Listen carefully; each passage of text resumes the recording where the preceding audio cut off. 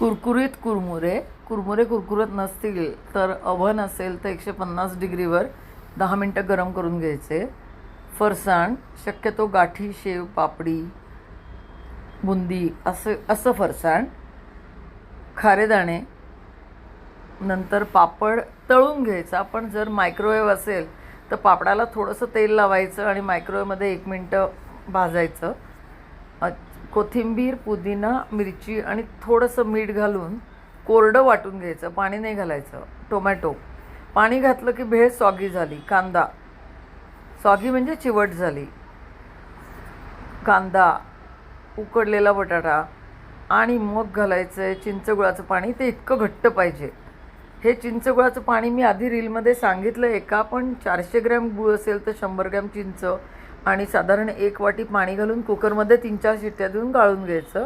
तुम्हाला कमी क्वांटिटी हवी असेल तर तुम्ही कमी प्रमाणात करा, पण पाणी साधारण अर्धी वाटी तरी घाला आणि वरून कोथिंबीर.